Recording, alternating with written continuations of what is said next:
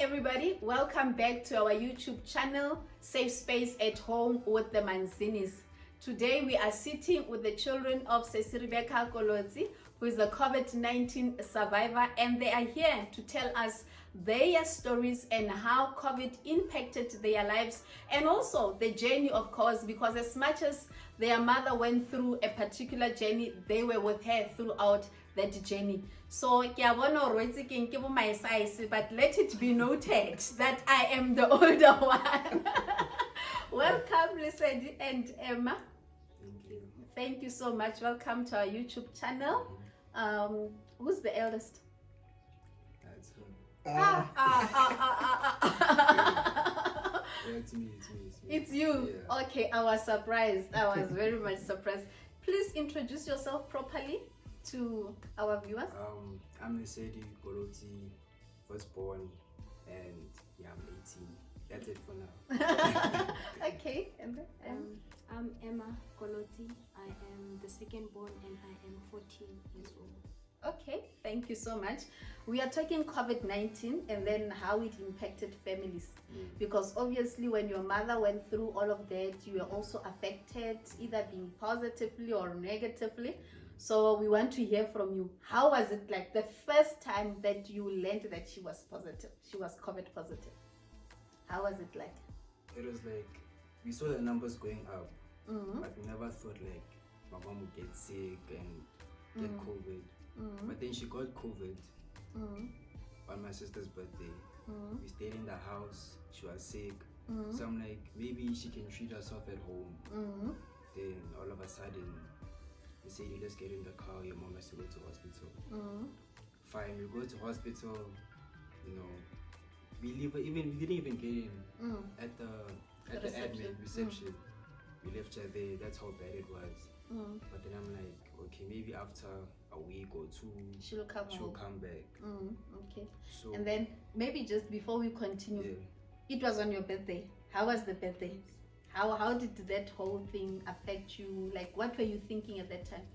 At first, when they told us that she was positive, I wasn't really that nervous because, I mean, I thought it was only gonna last for a few days like a normal flu, but it wasn't like that. And my birthday was very sad and boring because it was the first birthday of mine that she wasn't there. So at that point, I felt as if like that was it, but I prayed a lot and I tried not to lose any hope at the moment. Okay. And then from there on, big brother, how did events now unfold? The next thing, a week is going, she's not coming home as you thought. What's going through your mind at that time? It's just a lot of question marks. So, because I'm not getting any updates from like my family, because maybe they were trying to, you know, I was focused on schoolwork and you know, I didn't want distractions. Maybe they were saving me from that pressure. So not understanding the situation made me think a lot of what's actually going on, you know. But then after a while, they told me bit by bit, like 1, 2 and 1, 2. My mother's unconscious, you know. So I'm like, maybe it's just one of those things that she has to go through, because it's not the first time I've seen my mother in hospital. Even long ago when I was still in primary school, I used to visit my mother in the hospital, but like this time it was longer than usual. Yeah. Okay. Was it for the first time that she is not conscious and in the hospital? When I visit her, she's normally conscious. Oh, so it was the first time and I couldn't like physically see her and see what stage she's in. So that was like, but knowing her, knowing your mom, because everybody, you know your mom, listen, did you think she will make it?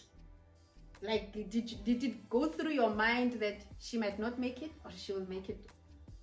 How was that?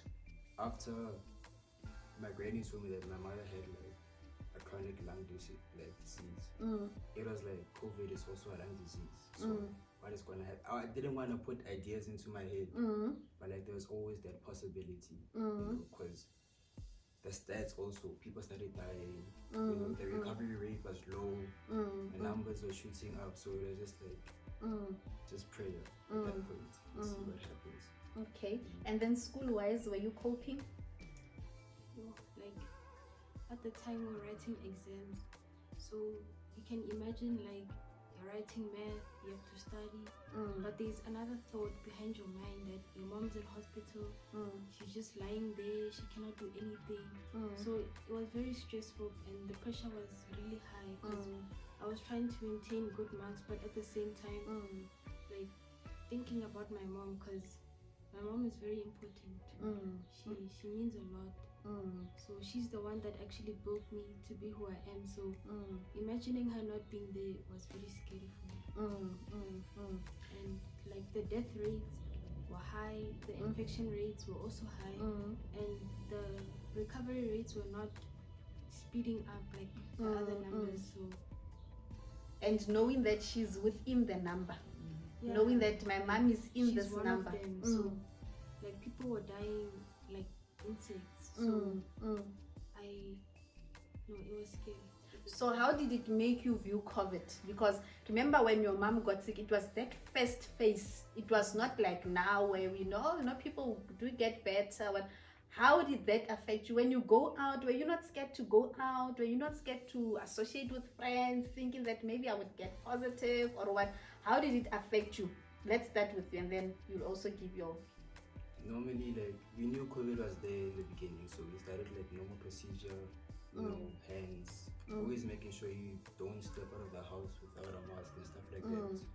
So after my mother got positive, it was a matter of this thing is real. Like I also got COVID, and the feeling is not nice. I didn't taste anything for like I think 3 weeks, but I didn't go to hospital or anything. Yes. So it was just like this thing actually exists, because it's not that I took it for granted, but I never thought like it could have such an impact like on me or affect you personally. Personally. Okay. And then you, how did it change your view on COVID? Like, it made me notice that COVID is much serious than what people see.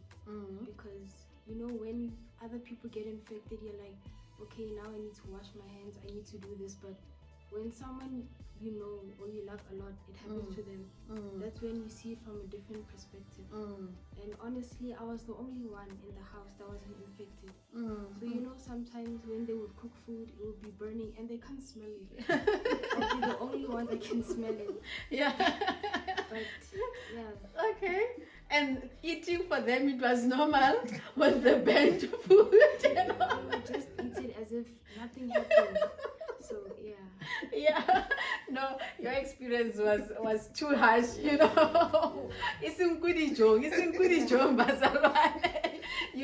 So, and then from there on, your mother starts to make progress when you heard that she's awake, but then she could not recognize you. Were you guys able to pick it up that this person can't recognize us? Like, she couldn't talk. So I'm like, maybe it's just one of those things. Yes, okay. I didn't actually pick it up. I knew she was under medication. Yeah.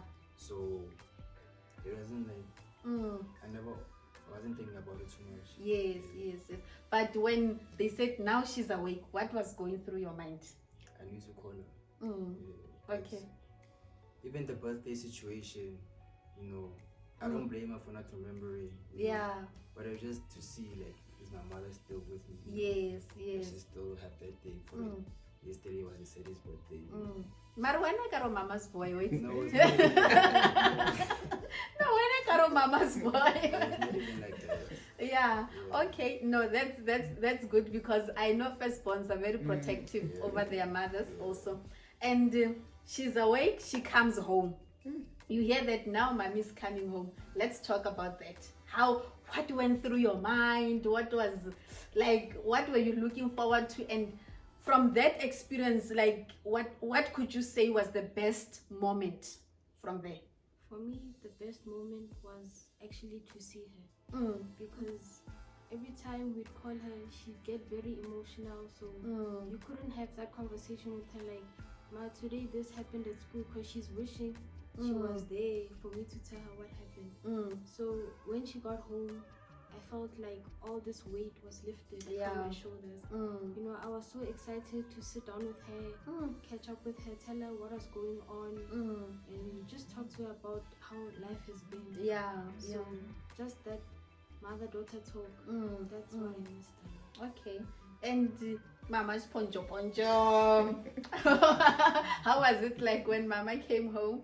When they went to fetch her, actually, like I was at home. Like Yeah. normally Saturday morning, full breakfast. Yes, So yes. I stayed at home, made everything, made food, just so like when we come home, when she comes home, like dinner table, just to have that, Yeah, yeah. that conversation again, and the presence also, like you can feel when somebody is not at home. Yes. Yeah. So that was just the void that was like empty that needed to be filled again.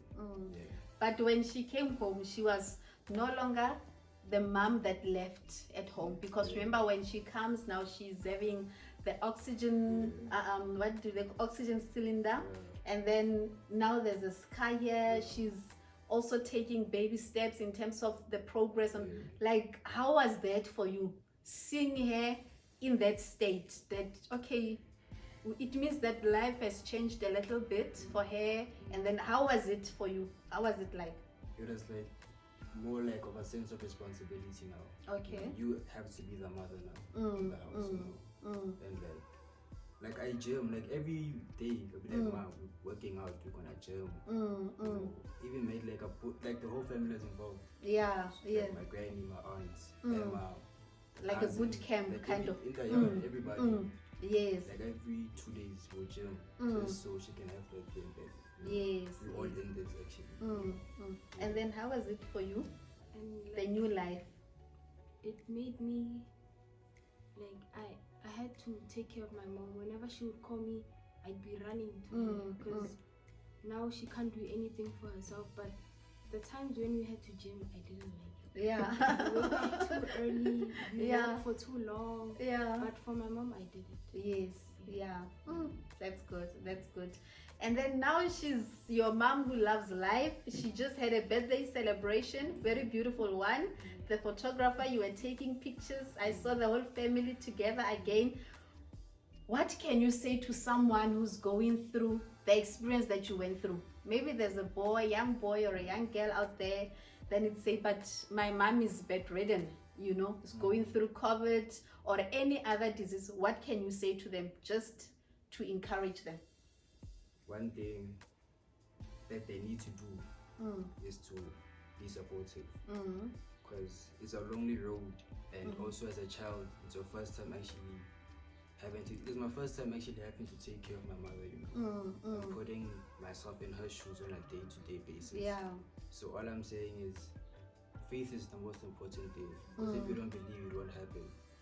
And you need to have a big heart and sense of responsibility, and just that vision of I want things to be the way they were before.